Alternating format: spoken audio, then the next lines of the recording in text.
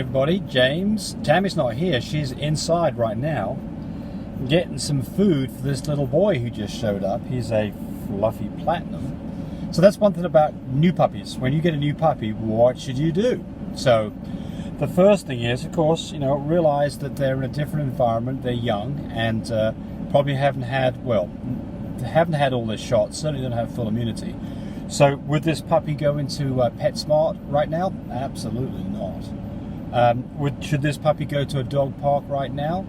Absolutely not. In fact, what this puppy is going to be doing is staying close to us for the next few days before he goes to his first vet checkup here probably tomorrow, because we just got him literally a few hours ago.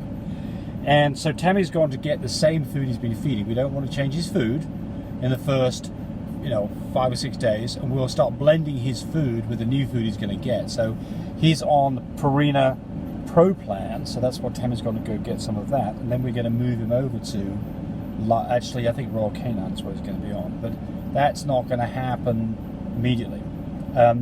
So remember, whenever you get a new puppy, that they don't have full immunity, and just keep them away from other dogs. Quarantine him. He's going to be quarantined. He's not going to be around any other dogs. He's going to be around human beings. He's not going to be any nose-to-nose contact, no contact with anybody's feces, not being in the same place in the yard with any of my dogs until he is at least 2 weeks. We don't want him. He could come with something terrible. I don't think he does. He's a really happy little boy. I don't think he has any problems at all. But we just got to, err on the side of caution on this. All right. So this is a Q&A session. So what are we going to be talking about? Rome Elm 24 says, why is my dame still has a dark red blood drops on her 10th day? Does that mean she's not ready for mating yet? Do I have to wait till her blood turns pinkish?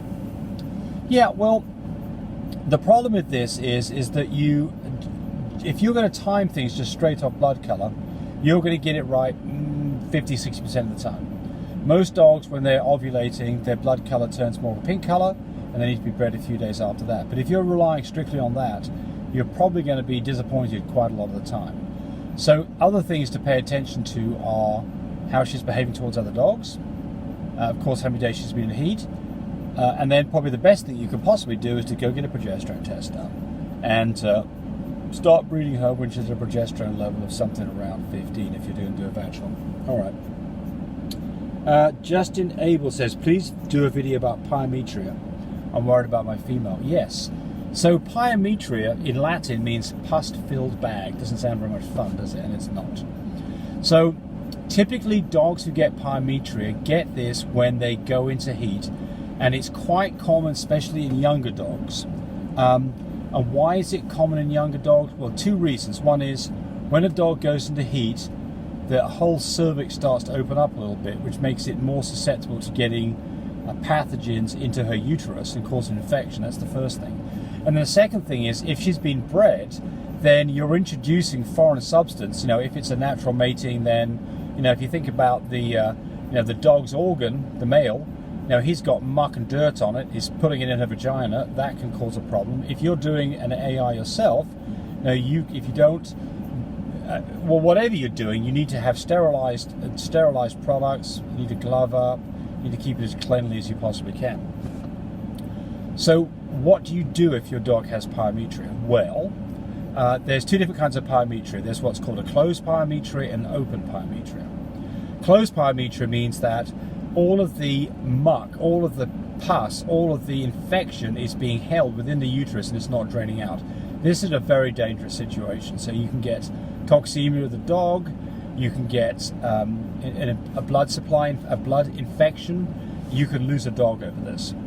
With an open pyometria, it means that the cervix is opening up and the pus is draining out and hopefully getting out of the dog. And there's typically a much better outcome for this. So what do you do? Okay, well, the first thing is to diagnose the problem. Take a dog's temperature. If your dog's temperature is 101.5 or higher, definitely, and you just had a breeding, definitely time to go to the vet and get some antibiotics. So that's the first treatment, would be to get some amoxicillin or some Clavamox on board for the next 10 days and see whether you can treat it that way. If this is a closed pyometria and it's not being treated properly, it's not clearing up with antibiotics, then your next step may be to have a spay done. So Now this, you've got to get this cleared up, otherwise this can get in a life-threatening situation. So pyometra is something not to be sneezed at. If you've got a dog that's lethargic, if you've got a dog that is not eating food, doesn't want to move around, has a high temperature, has a discharge, maybe has a smelly discharge, these are all signs of some form of pyometria that definitely you want to get your vet involved.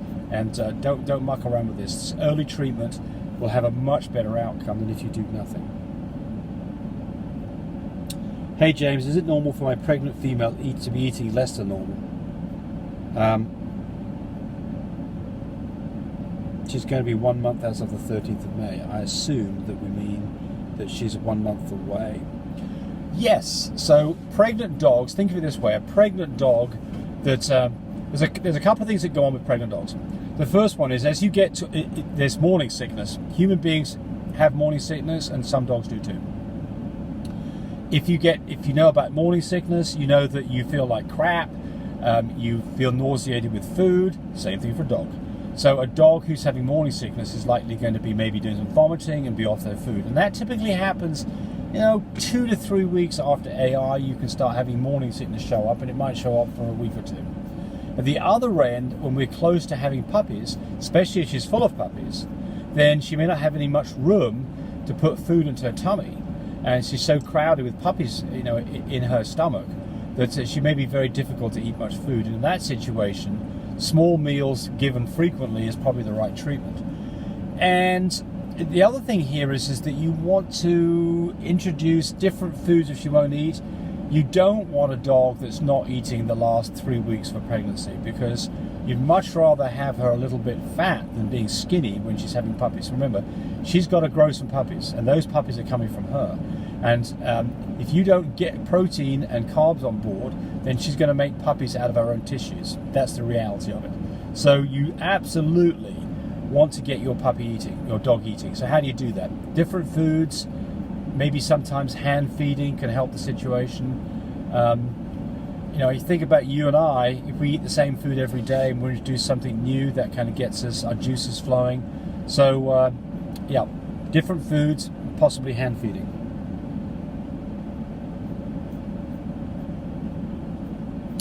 Stephen Newman says, so I started this business of mine based off everything James preaches. Just had my first litter of 11. Just wanted to say thank you so much, James and Tammy, for all you do. You don't get nothing in life for free except James and Tammy's advice. Always on hand, always the gold standard, always free. What could you ask for more? Once again, thank you for corresponding in London. Well, Frenchy kisses. Well, hey, thanks for the shout out. We are here to help you, and we love it when other people are successful. It makes us feel very good about it. And we never get jealous. We just want people to be successful. So congratulations on a really nice litter. Good start. Blah,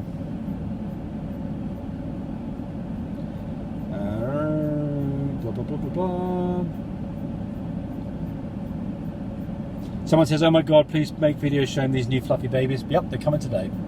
And you get to see this little fluffy baby right here. Isn't he pretty? He is a platinum with tan points. So that's his little D blue, his little E cream, his little CO cocoa. I think he's AT. He might be ATA, but it's AT. No brindle, no pine. Just a really, we just had him just here now for just a few hours, but he's already, you can tell that he is a well-adjusted dog. I mean, you put him in his little crate. We're in the car right now to go home. He'll go to sleep. He'll play with his toys. He does a little bit of barking.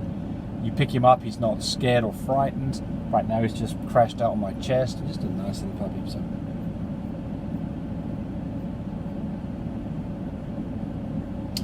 I have a question regarding my French Bulldog. She has a discharge of a white liquid when she urinates. She's 7 months old. Thank you.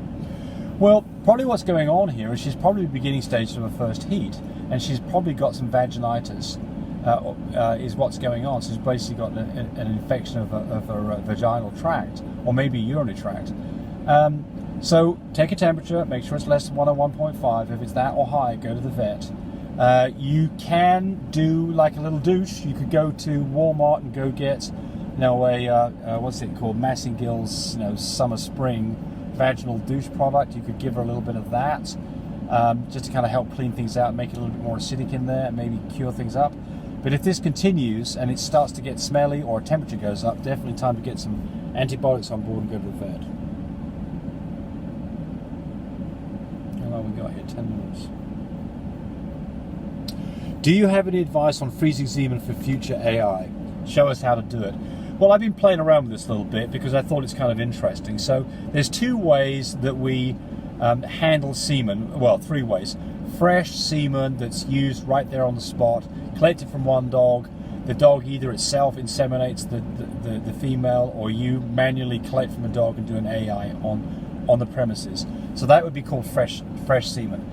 The way that most of the stuff that I do is what's called fresh chilled semen. And what we do then is that we very slowly, we collect from the dog, we add an extender to it. So you've got to do this part, you have to add an extender to it. And then we then put it in our shipmate container that very slowly cools it down to 5 degrees centigrade. And we use an extender that's a 10-day extender, and that semen can stay alive for up to 10 days. Okay, so let's say you want to do something longer than that. Let's say that you've got a dog that you know that dog won't be around next year or 5 years from now, and you want to continue having the progeny from that dog. What do you do? Well, the answer is you then do frozen semen. So you take the semen, you put it with a different kind of extender, you cool it down slowly to around freezing, then you plunge freeze it in nitrogen, get it down to 109 degrees Fahrenheit, and you can then store it in that condition if it's done properly for literally years. You have to have a nitrogen tank. You're probably not going to do this yourself, although I'm actually messing around with it myself. So I will do some videos on exactly how you go about this process. But most people aren't in this situation where they're trying to archive semen. But if you are, you can probably find somebody in a decent sized town who can both collect, prep, freeze and store your semen for you for a monthly fee. If you're doing this yourself, you're going to have multiple tanks for backups when things go wrong. You have to have temperature alarms. You know, there's a lot of things you have to do. You cannot let this thaw out until you're ready to use it. And once it's thawed out, you've got to use it within literally 10 to 12 hours of it being thawed out. Otherwise, it's of no value. So when you use frozen semen, you're electing to do either surgical or transcervical inseminations. And you're not shipping it at that point. You're using it very quickly. So I'll get more about that as I educate myself more on the whole process.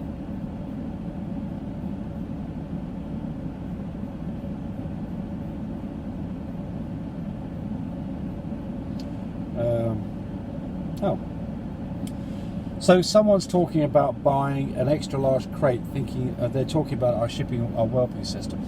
So the answer is, look, you can go buy a wire crate for not that much money on Amazon. I mean, you can buy ones for Frenchies for $60 odd, bigger ones for larger dogs for maybe $120, maybe less.